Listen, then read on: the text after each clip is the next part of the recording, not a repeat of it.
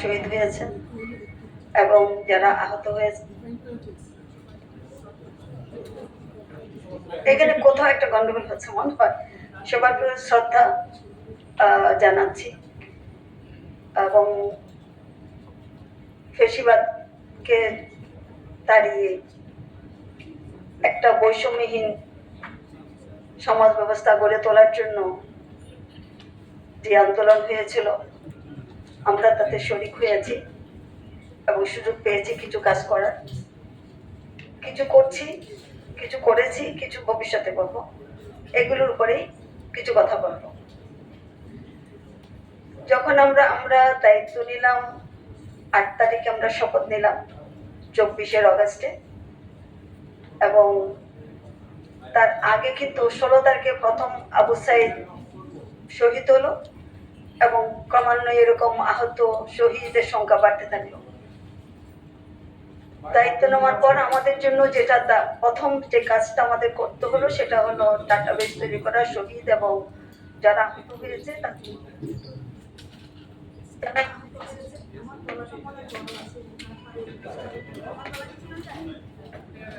আমার কথা যদি শোনা যায়, আমি এটা বন্ধ হয়ে গেল থেমে যাব না।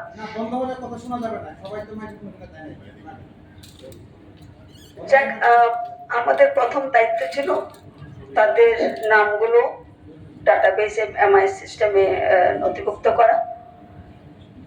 তো সেটা করতে গিয়ে আমরা নানান চ্যালেঞ্জের সম্মুখীন হলাম।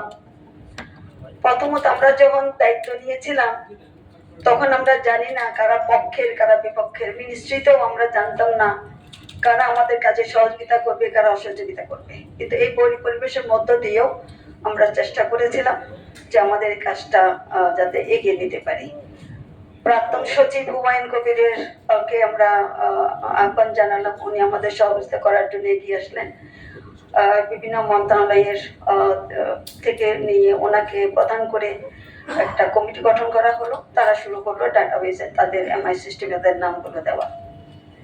কিন্তু এই কাজটা করতে গিয়ে যে চ্যালেঞ্জের সম্মুখীন আমরা হলাম সেটা হলো, ফেসিবাদ যখন দেশের দায়িত্বে কাজ করে যাচ্ছিল তখন অনেক হাসপাতালে, ক্লিনিকে, বিভিন্ন জায়গায় যারা আহত হয়েছে, শহীদ হয়েছে, অনেকের তথ্য তারা রেজিস্টার খাতাগুলো ছিঁড়ে ফেলেছে। কোথাও যারা আহত হয়ে আসছে কিংবা তাদের পরিবার তাদের সত্যিকারের পরিচয়টা দেয়নি, ফোন নাম্বার ঠিক দেয় নাই, ঠিকানা ঠিক দেয় নাই, অন্য নামে দিয়েছে।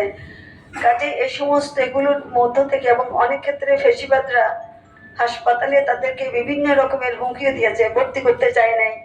যখন ভর্তি করতে চায় নাই কিংবা নামমাত্র চিকিৎসা দিয়ে এসে নিজের বাড়িতে চলে গেছে।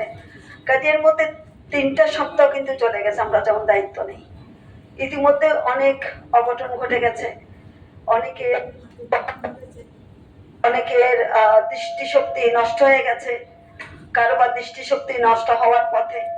কাজে এই অবস্থার মধ্যে আমরা দায়িত্ব বুঝে নিয়েছিলাম। যখন দায়িত্ব নিলাম তারপর থেকে শুরু হলো আমাদের সবচেয়ে বড় দৃষ্টি ছিল তাদের নামগুলো নথিভুক্ত করা এবং যারা আহত হয়েছে তাদের চিকিৎসার সর্বোত্তম ব্যবস্থা করা।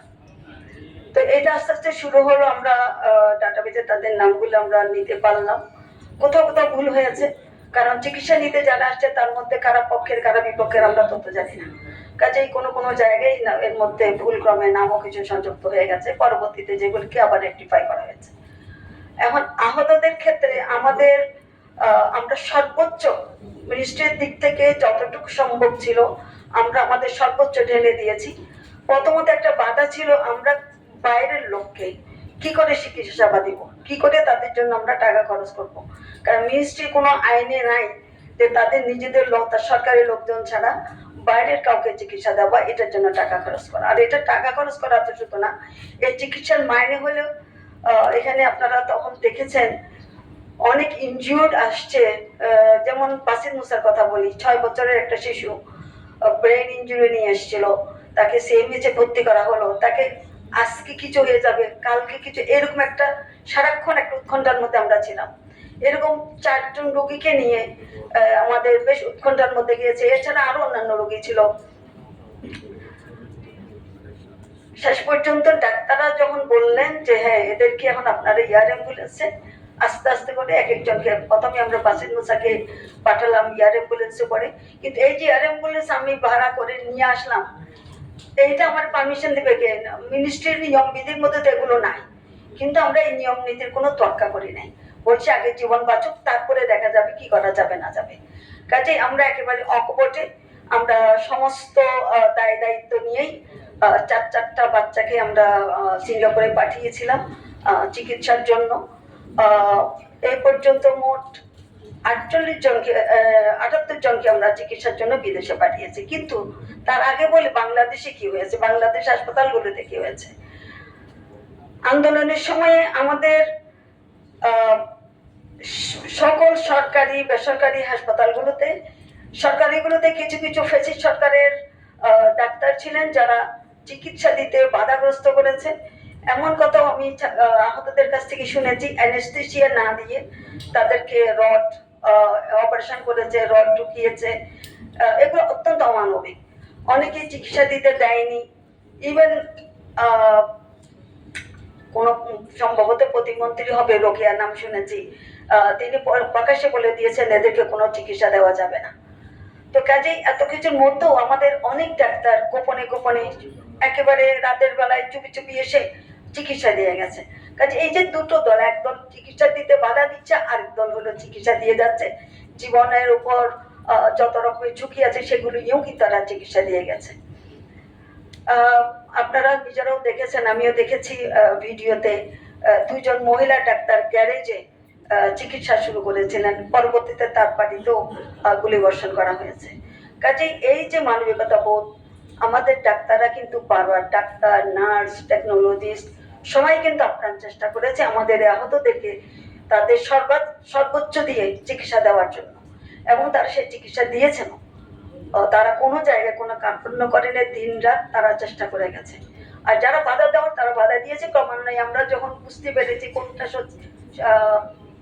সচিব কোন কে চিকিৎসা দিতে বাধা দিয়েছে, তাদেরকে আমরা মানে এগুলো বুঝতেও আমাদের সময় লেগেছে, কিন্তু তারপরও আমরা আমাদের চেষ্টা করেছি তাদেরকে চিকিৎসা দিতে। আমাদের ডাক্তাররা, আপনারা জানেন কোভিডে আমাদের অনেক ডাক্তার অনেক নার্স জীবন দিয়েছেন এই চিকিৎসা সেবা দিতে গিয়ে। কাজে আজকে আমি এই ডাক্তারদের কাছে সকল চিকিৎসা যারা সেবা দিয়েছেন নিউরোস্পোর্টস,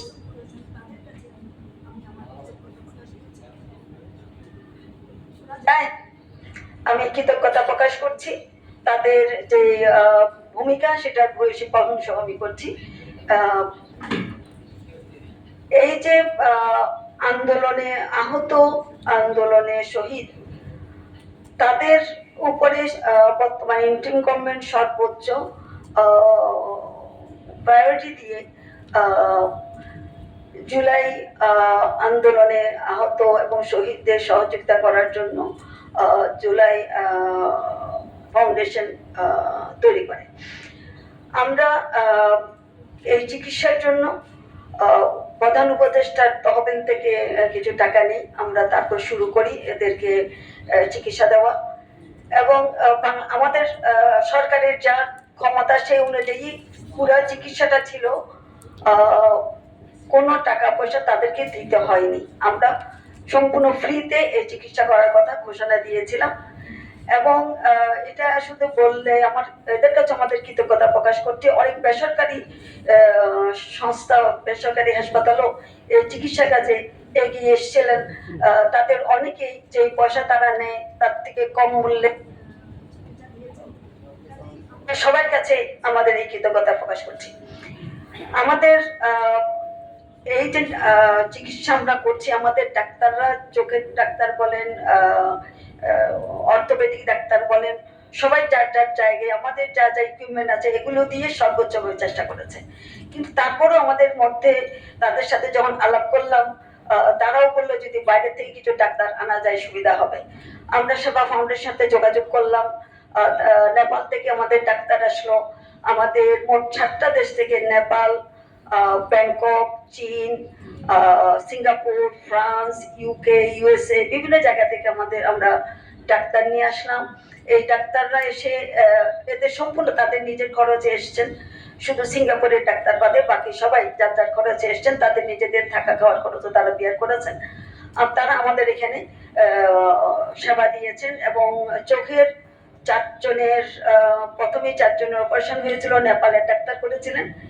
এবং এখানে তারা 2টো কর্নিয়া, তাদের 40টা কর্নিয়া তারা আমাদের জন্য ডোনেট করে রেখেছেন।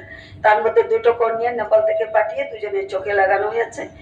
মোট 24 জনের চোখ অপারেশন করেছে ইউএসএ থেকে আসা ডাক্তার। ইউকে থেকে আসা ডাক্তার 18 জনের পঙ্গু হাসপাতালে চিকিৎসা দিয়েছেন, 18 জনের অপারেশন করেছেন। তো এরকম দেশি এবং বিদেশি সবাই মিলে আমাদের আহতদের তাদের সর্বোচ্চ দিয়ে চিকিৎসা দেওয়ার চেষ্টা করেছে। আমরা এর মধ্যে প্রায় 78 জনকে স্বাস্থ্য মন্ত্রণালয় এবং মুক্তিযোদ্ধা মন্ত্রণালয় দুই সমন্বয়ে আমরা বিদেশে পাঠিয়েছি। আরো একটা গ্রুপ 26 জনের গ্রুপ অপেক্ষা করছে, ক্রমান্বয়ে তারাও যাবে। এর মধ্যে কেউ আবার ফলো আপে যাবেন।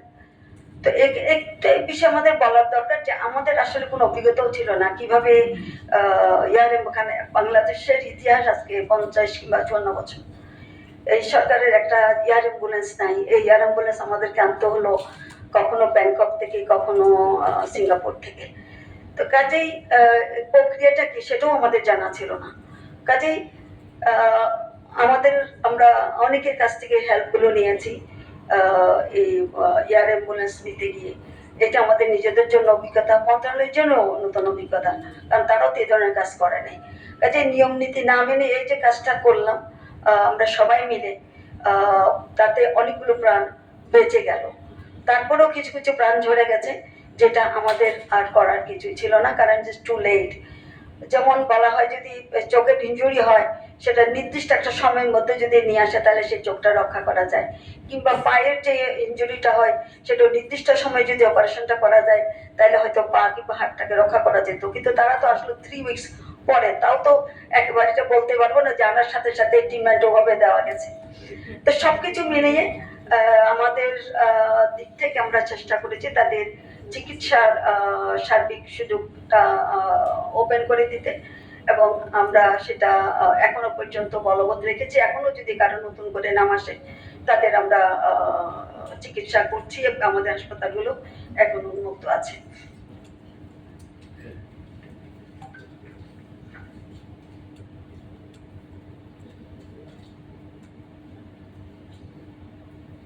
এখানে একটা কথা আমাদের বিশেষভাবে উল্লেখ করতে হয়, আমরা যখন চিকিৎসাগুলো করছিলাম, যখন বাইরে রোগী আমরা পাঠাতে শুরু করলাম, বিশেষ করে যে বিষয়টা আমাদের সামনে আসলো যে আমাদের দেশে যে ফিজিওথেরাপি হয় এটা মূলত সিআরপিতে দেয় এবং অন্যান্য প্রাইভেট হাসপাতালগুলোতেও দেয়, কিংবা সরকারি কিছু কিছু হাসপাতালে সীমিত আকারে দেয়, কিন্তু ওইটা ওরকম উন্নত মানের না।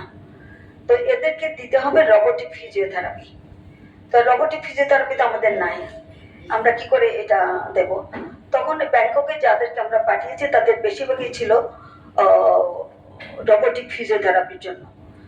আমরা চাইনিজ অ্যাম্বাসাডারকে অনুরোধ করলাম যে আমরা তোমরা যদি আমাদেরকে একটু সাহায্য করো, রোবোটিক ফিজিওথেরাপির এই বিষয়টা যদি আমরা আমাদের দেশে করতে পারি তাহলে এটা শুধু এখনই কাজ দেবে না, আহতদের শুধু করবে না, ভবিষ্যতে আমাদের দেশে তো অ্যাক্সিডেন্ট ক্রমান্বয়ে লেগেই থাকে।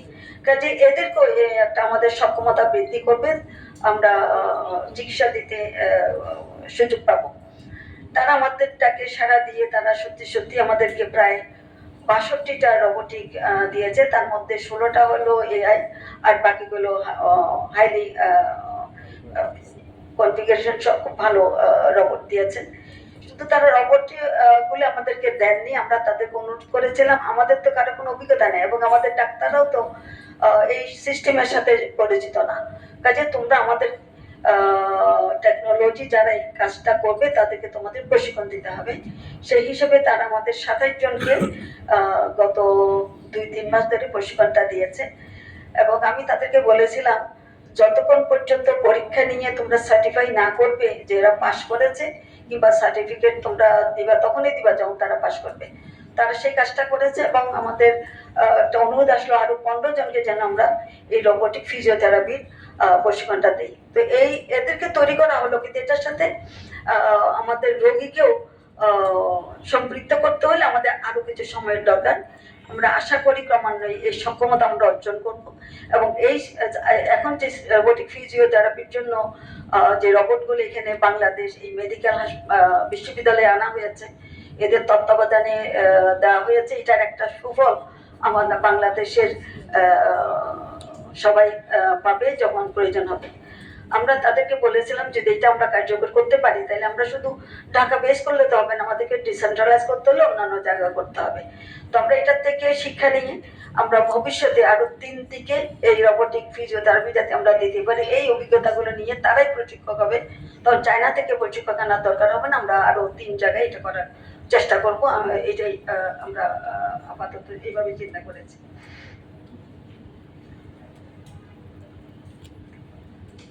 অন্তর্বর্তীকালীন সরকারে যখন আমরা প্রথম অংশ নিলাম, আমাদের সামনে কতগুলো চ্যালেঞ্জ ছিল। প্রথমত হলো যে লোকবল। আমরা আসার সাথে সাথে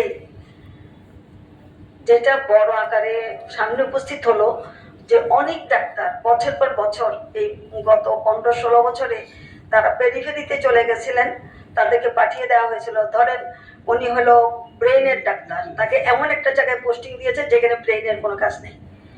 তো এরাই এখন পরবর্তীতে যেহেতু তারা বৈষম্যের শিকার হয়েছেন, তারা এক এক উপস্থিত হতে থাকলেন। এরকম নানা, আমি বলি যে আন্দোলন কত প্রকার ও কি কি এবং কাহাকে বলে, এটা যদি রচনা লিখতে দেওয়া যায় তাহলে একটা ভালো রচনা হবে। এই আন্দোলন একদিকে, চিকিৎসা একদিকে, এই দুইয়ের মধ্য দিয়ে আমরা আমাদের কাজ করে যেতে থাকলাম। আমরা চেষ্টা করেছি আন্দোলনগুলো, যতগুলো আন্দোলন হয়েছে, ইভেন কমপ্লিট শাটডাউনও হয়েছে, তার মধ্য দিয়েও কিন্তু চিকিৎসা কখনো বন্ধ হয়নি। আমাদের ডাক্তাররা, আমাদের নার্সরা কখনো চিকিৎসাটাকে বন্ধ করেনি, এই চিকিৎসাটা হয়েছে। কিছু কিছু ক্ষেত্রে বাদ দিলে বাকি সব জায়গায় আমাদের এই কাজটা চলমান ছিল। একটা বড় চ্যালেঞ্জিং এর কাজ ছিল মানুষ, সঠিক মানুষটা। আমরা চেয়েছিলাম নির্দলীয়, সৎ, দক্ষ মানুষকে পোস্টিং দিতে। এখন এই নির্দলীয় মানুষ পাওয়াটা আসলে খুব কঠিন হয়ে গেছিল। আমরা নির্দলীয় মানুষ খুব একটা পাইনি। যাই হোক, এর মধ্য দিয়ে আমরা নানান জায়গার যে পরিবর্তন, জাস্ট কথার কথায় যদি বলি, 37টা মেডিকেল কলেজের অধ্যক্ষ, উপাধ্যক্ষ, 4টা মেডিকেল বিশ্ববিদ্যালয়ের ভাইস চ্যান্সেলর, বিভিন্ন কাউন্সিল, স্বাস্থ্য মন্ত্রণালয়ের শাখা উপশাখা অনেক, এর শাখা প্রশাখা মিলে অনেকগুলো ডাইরেক্টর, বিভিন্ন হাসপাতালের জন্য ডাইরেক্টর, বিভিন্ন বোর্ডের জন্য বোর্ড কমিটি তৈরি করা, নানা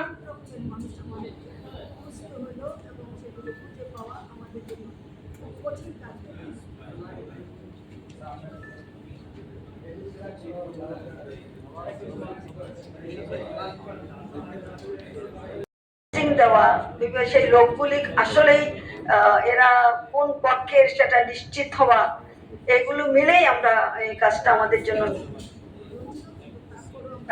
এই কাজটা যথাযথভাবে করতে পেরেছি বলে আমাদের কাছে মনে হয়।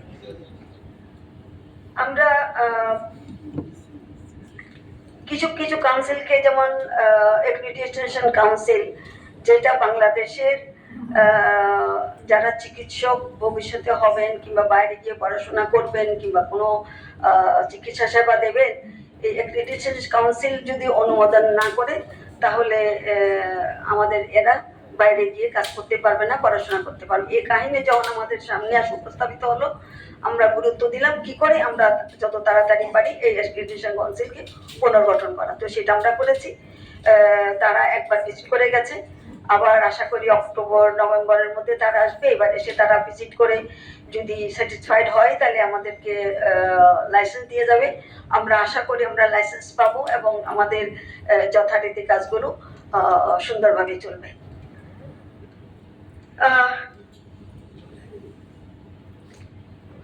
আরেকটা বিষয় যেটা বলতে হয়, এই যে বলছি বৈষম্য, নানানভাবে নানান প্রকারে বৈষম্য হয়েছে। এখন এই বৈষম্য রোধ করবো কি করে? বৈষম্য তো হয়ে গেছে অলরেডি। তো আমরা চেষ্টা করলাম, আমাদের প্রায় 7,000 ডাক্তারের অভাব আছে। এই পদগুলোকে পূরণ করার জন্য আমরা 3,500 ডাক্তারকে শূন্য পদে প্রমোশন দেওয়ার কাজ শুরু করেছি এবং ইতিমধ্যে প্রায় 1,700 ডাক্তারকে বিভিন্ন লেভেলের, প্রফেসর থেকে শুরু করে বিভিন্ন লেভেলে আমরা প্রমোশন দিয়েছি। আমরা আরও পাইপলাইনে আছে, তাদেরকে আমরা প্রমোশন দেবো, আশা করি 1-2 সপ্তাহের মধ্যে এগুলো হয়ে যাবে। আমরা যেহেতু আমাদের ডাক্তার সংকট আছে, একটা বড় রকমের ডাক্তার সংকট আছে আমাদের পেরিফেরিতে, আপনারা সবাই জানেন। কোনো কোনো উপজেলায় যেখানে আমার 10 জন ডাক্তার থাকার দরকার সেখানে 2 জন ডাক্তার আছে, কখনো 3 জন, নানান রকমের সমস্যা আছে। আমরা চেষ্টা করেছি নতুন করে ডাক্তার নেওয়ার জন্য। আমরা 3,000 ডাক্তার আশা করি সেপ্টেম্বরে আমরা নিতে পারবো। বাংলাদেশের ইতিহাসে যেটা শুনে এসছি এখানে আসার পরে, যে ডাক্তার অ্যাপয়েন্ট করতে গেলে মিনিমাম 3 বছর সময় লাগে। আমরা এবার এটা করলাম সর্বোচ্চ 5 কিংবা 5.5 মাসের মধ্যে আমরা এই ডাক্তার নিয়োগের ব্যবস্থাটা করেছি। যেহেতু বৈষম্য হয়ে গেছে, পদ সৃষ্টি নাই, কাজেই সুপার নিউমারি প্রমোশন দিয়ে হলেও যাতে ডাক্তারদের প্রমোশন দেওয়া যায় সেই জন্য ক্যাবিনেটে প্রস্তাব নিয়ে গেলাম। যাই হোক, এগুলি সাথে আবার যেহেতু টাকা পয়সার ব্যাপার আছে, এত টাকা কোথার থেকে আসবে, কাজে সবগুলি সব বিকাশ করে শেষ পর্যন্ত তারা রাজি হলো আমরা 7,000 ডাক্তারকে সুপার নিউমারি দিয়ে প্রমোশন দিতে পারবো। এই শূন্যস্থান পূরণের এটা শেষ হয়ে গেলে আমরা সুপার নিউমারি প্রমোশনে আমরা যেতে পারবো, এটাও বলে রাখছি। একই সাথে নার্সের কথা বলি, নার্সদেরও প্রমোশন, ডাক্তার এবং নার্স সব ক্ষেত্রেই অনেকেই আছেন, 26 জন ডাক্তার রিসেন্টলি গেছেন, তারা যেই পোস্টে যোগ দিয়েছিলেন সেই পোস্টে এত দীর্ঘ বছর চাকরি করার পরে ওই পোস্ট থেকেই বিদায় নিয়েছেন। আমরা যেটা করার চেষ্টা করেছিলাম, যারা 3 মাস 6 মাস সময় আছে তাদেরকে অন্তত চলতি দায়িত্ব দিয়ে যদি দেওয়া যায় তাহলে একটা সম্মান রক্ষা করা, সেটাও চেষ্টা আমরা করেছি। আমরা নার্সদের ক্ষেত্রে একই অবস্থা, প্রায় 43,000 নার্স, সিনিয়র নার্স আমাদের আছে, কিন্তু প্রমোশন নেই। তো এই প্রমোশনের দিতে হলে তো তার ব্যবস্থা থাকতে হবে, তো সেটার চেষ্টা আমরা করে যাচ্ছি। ইতিমধ্যে 200 নার্সের প্রমোশন দেওয়া হয়েছে, আরও 200 নার্সের আছে, কিন্তু এর মধ্যে আবার কেস করে দিয়েছে, এটা ডাক্তারদের মধ্যেও আছে, নার্সদের মধ্যে আছে। কেস একদল আরেকদলের বিরুদ্ধে কেস করে দেয়, তখন ওইটা কাজটা বিঘ্নিত হয়ে যায়। তো কাজে কতগুলো ক্ষেত্রে এমনি তো মন্ত্রণালয়ে একটা ধীরগতি আছে, এটা অস্বীকার করার উপায় নাই, কিন্তু এই সমস্ত কাজ আমাদের কাজগুলোকে আরো বিলম্বিত করে দেয়। তো এখানেও আমরা কিছু কিছু সমস্যার সম্মুখীন হচ্ছি। আমরা এবার প্রথমবারের মতো 3,500 নার্সকে আমরা নতুন করে রিক্রুট করেছি। এই 3,500 নার্স, আমার স্বাস্থ্য মন্ত্রণালয় সম্পর্কে নানান রকমের কথা কাহিনী বলা আছে, পোস্টিং বাণিজ্য, বদলি বাণিজ্য। এবার আমরা প্রথমবারের মতো চেষ্টা করলাম নার্সদেরকে তার পছন্দ মতো, আমাদের আন্দোলনটা ছিল মেধার, কোটা না মেধা, বলা হয়েছিল মেধা, কাজে মেধাকে প্রাধান্য দিতে গিয়ে এবার আমরা যেটা করলাম, দুর্নীতি মুক্ত রাখতে আমরা যেটা করলাম, এই 3,500 নার্সকে আমরা কতগুলো শূন্যস্থান, যে সমস্ত জায়গায় আমার নার্সের দরকার আছে আর যেখানে ফিল আপ হয়ে গেছে সেখানে নাই, যেখানে শূন্যস্থান আছে সেইখানের কতগুলো তালিকা দিয়ে দিলাম, বললাম তোমরা এখানে তোমাদের কোন ইউনিয়নে তুমি যেতে চাও, একদম ইউনিয়ন পর্যন্ত তোমরা তোমাদের চয়েসটা দিয়ে দাও। হয়তো 1, 2, 3, 10টা সে চয়েস দিল, ওই 10টার মধ্যে মেধার উপরে ডিপেন্ড করে, তার যার মেধা যত ভালো সে তত ভালো তার নিজের পছন্দের জায়গায় যেতে পারবে, আর যার মেধা তুলনামূলকভাবে পিছিয়ে সে আর একটু কম পছন্দের জায়গায় যেতে পারবে। এইটা এইবারের মতন আমরা প্রথম করলাম। কাজে এখন কেউ বলতে পারবে না যে এখানে পোস্টিং বাণিজ্য হয়েছে, কারণ এটা তার নিজের পছন্দের মধ্যেই সেই পোস্টিংটা পাবে, নিজের পোস্টিং নিজে দিচ্ছে। একইভাবে আমরা সেপ্টেম্বরে যে ডাক্তার আমরা নিয়োগ করব তাদের ক্ষেত্রেও এই নিয়মটা আমরা প্রয়োগ করব, যাতে করে আমরা ক্রমান্বয়ে চেষ্টা করছি ডিজিটালাইজেশনের দিকে যেতে। আমাদের উপদেষ্টা, প্রধান উপদেষ্টার বিশেষ সহকারী উনি আরো বিস্তারিত বলবেন আপনাদেরকে আমরা ডিজিটালাইজেশনে কিভাবে আগাচ্ছি, পুরো স্বাস্থ্য মন্ত্রণালয়কে আমরা ডিজিটালাইজেশনের দিকে নিয়ে যাচ্ছি যাতে করে আমরা কারাপশন মুক্ত হতে পারি। কাজে এই বিষয়ে আরো অনেক বিস্তারিত আপনাদেরকে বলবেন। আমাদের এই চিকিৎসা জগতে কিছু কিছু জায়গায় নানান রকমের প্রতিবন্ধকতা আছে। যেমন ধরেন একটা আইন আছে অঙ্গ প্রত্যঙ্গ প্রতিস্থাপন আইন। এটা যে কোনো কারণে হোক একসময় হয়তো এটা নিয়ে কোনো বাণিজ্য হয়েছে। কাজে আইনগুলো এত কঠিন ছিল যে এটা বাংলাদেশের অনেক রোগী যাদের কিডনি প্রতিস্থাপন করতে হবে তাদের অনেকে প্রতিবেশী দেশে চলে যায়। যেহেতু এইখানে তাদের সিরিয়ালটা অনেক বড়, সবাই করতে পারছে না। বাংলাদেশে আমি যেটা শুনেছি 1800 কিডনি প্রতিস্থাপন করেছেন ডাক্তার কামরুল, আর সারা বাংলাদেশ মিলে এই 1800 কমই প্রতিস্থাপন করেছে। অর্থাৎ এখানে আমাদের অবস্থাটাও খুব ভঙ্গুর। কাজেই আমরা এখন চেষ্টা করছি, অলরেডি আমাদের এটা আমরা ক্যাবিনেটে পাশ করেছি, অঙ্গ প্রত্যঙ্গ আইনটাকে পরিবর্তন করে যে সমস্ত বিষয়গুলি অ্যাড করলে মানুষ আরো বড় প্রেক্ষাপটে এই অপারেশন করার সুযোগ পাবেন সেই বিষয়গুলিকে আমরা এর মধ্যে সন্নিবিষ্ট করেছি। যেমন ধরেন কেউ মারা যাবেন, তিনি যদি ডোনেট করে যান তার কিডনিটা, তাহলে আগের আইনে সেটা করা যেত না, এখন সেটা করা যাবে। এরকম আরো নানান জায়গায় আমরা পরিবর্তন করেছি। এখন এটা ক্যাবিনেটে পাশ হয়েছে, এখন আশা করি এটা আগামী সপ্তাহের মধ্যেই আইন হিসাবে বের হয়ে যাবে। এটার সাথে আরো বিষয় কতগুলো একটু বলে রাখি, এগুলো প্রক্রিয়া চলছে। যেমন ধরেন আমাদের দেশে লিভার প্রতিস্থাপন, এটা এক সময় হয়েছিল কিন্তু আমরা খুব বেশি আগাতে পারি নাই। আমরা এখন চেষ্টা করছি, অলরেডি বাংলাদেশ মেডিকেল বিশ্ববিদ্যালয়ে এটা সামনে হবে, খুব এই ব্যাপারে একটু বলবেন।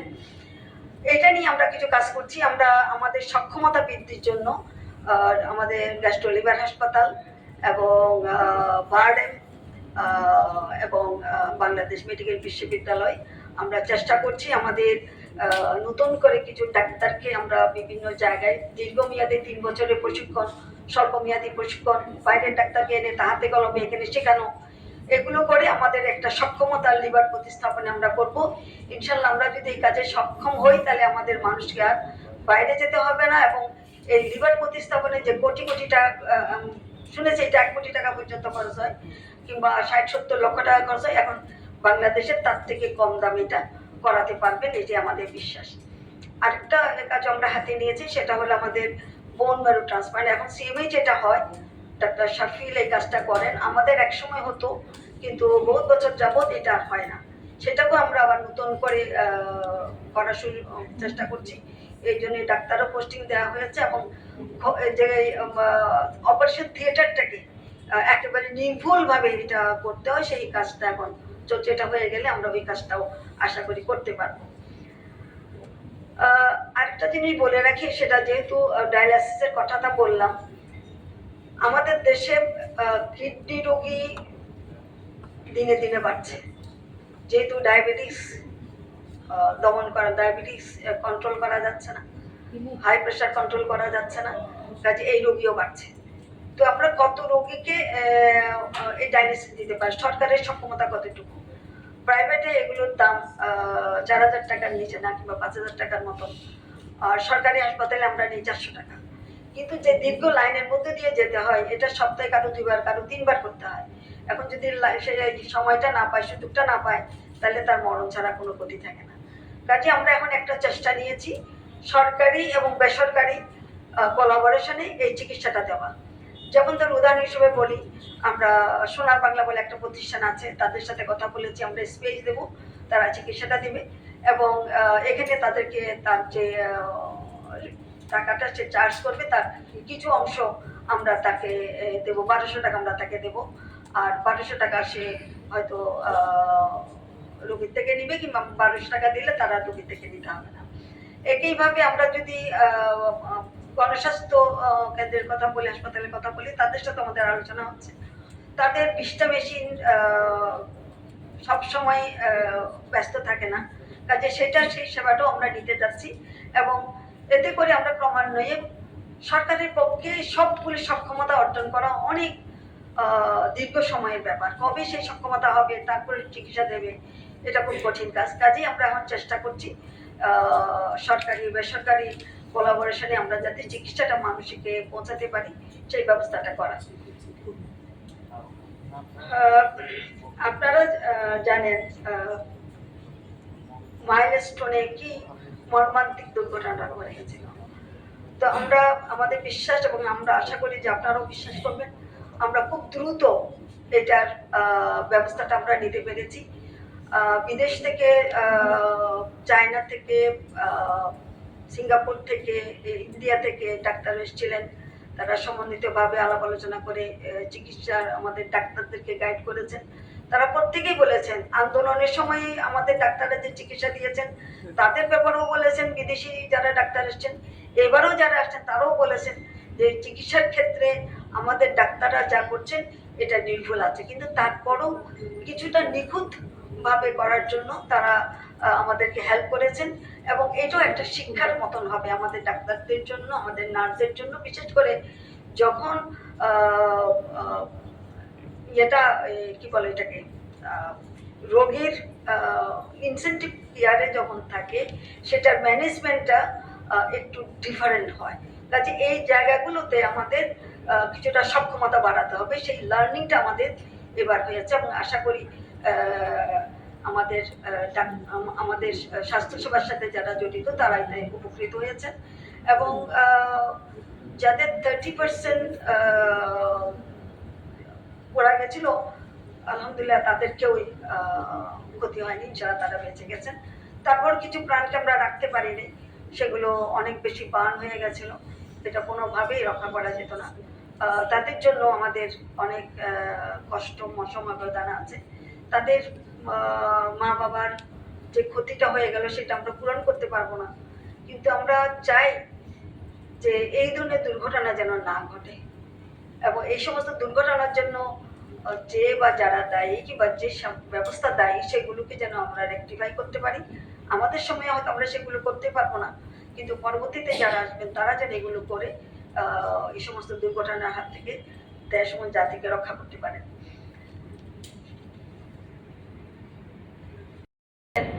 হৃদরোগ ইনস্টিটিউটকে আগে ওয়ান শিফটে কাজ হতো,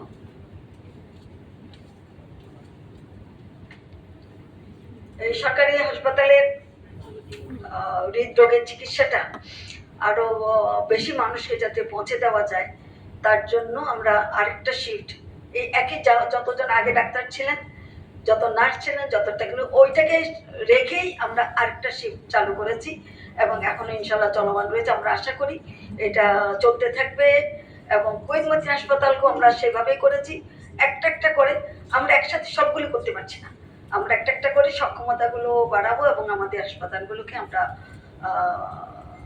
যাতে 24 ঘন্টা খোলা রাখা যায় কিংবা 2 শিফটে কাজ করা যায় সেই ব্যবস্থার মধ্যে আমরা আছি।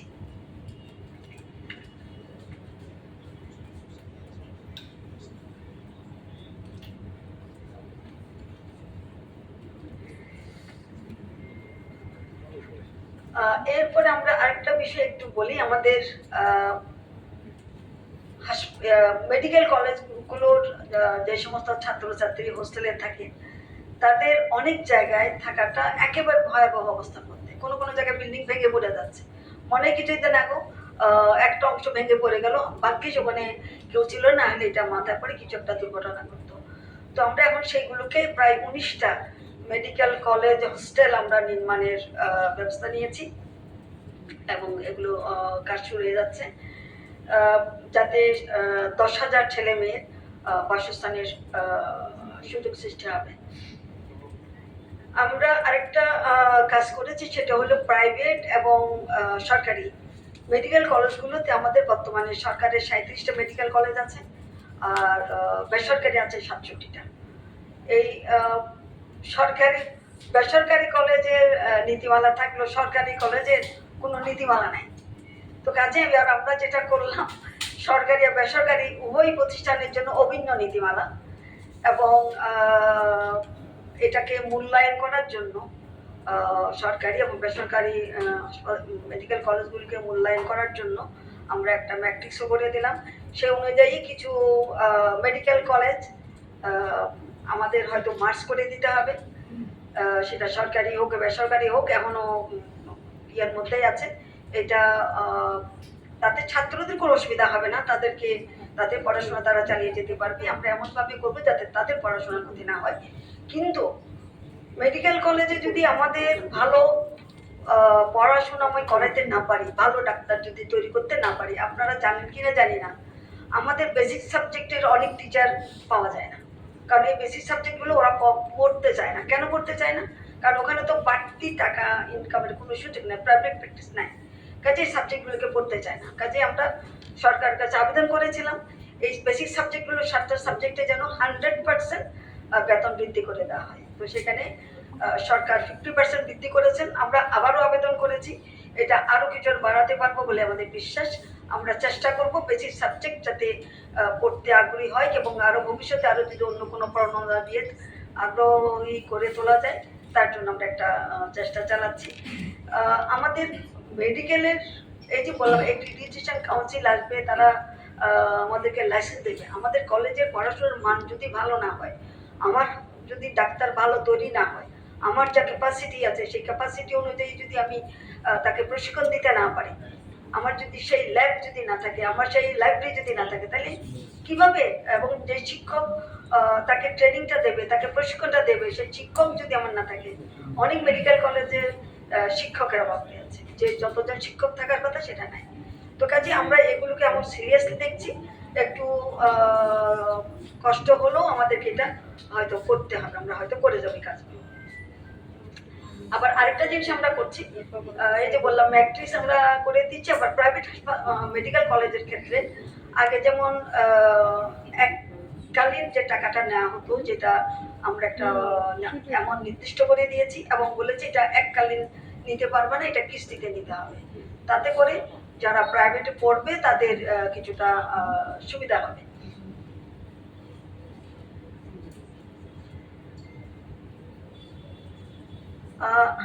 ছোটবেলায় আমরা পড়তাম, সকালে উঠি আমি মনে মনে বলি আমি যেন সারাদিন ভালো হয়ে চলি, আদেশ করেন যাহা মোর গুরুজনে, আমি যেন সেই কাজ করি ভালো মনে। এখন এই যে ইথিক্যাল শিক্ষাটা আমাদের বর্তমান শিক্ষায় এটা কিছুটা হলেও অনুপস্থিত। এখন আমরা শিশুকে শিখাই কি আগডুম বাগডুম করা ডুম সাজে ঠাকুর বাজে। তো এটা আমার কোন কাজে লাগবে জানি না, কিন্তু ইথিক্সটা আমাদের থেকে অন্যদিকে চলে যাচ্ছে। কাজে আমরা মেডিকেলে এই জিনিসটাকে আবার নতুন করে এটাকে আনতে চাই। এটার জন্য একটা কারিকুলামগুলো রিভিউ করার কথা জন্য একটা বিশেষজ্ঞ কমিটি করে দেওয়া হয়েছে।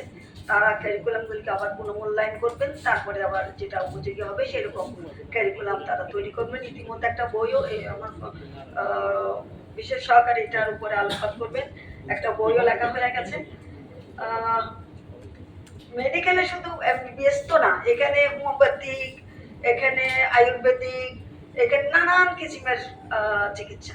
কাজে সব জায়গায় একটা ডিসিপ্লিন আনার দরকার। তো কাজেই আশা করব আমরা যতটুকু পারি এখন করে যাবো, আর যেটুকু আমরা পারবো না পরবর্তীতে যারা আসবেন তারা এখানে সুদৃষ্টি দেবেন এবং এটাকে এগিয়ে নিয়ে যেতে পারবেন। তো আমি এটুকু বলে এখানে শেষ করছি।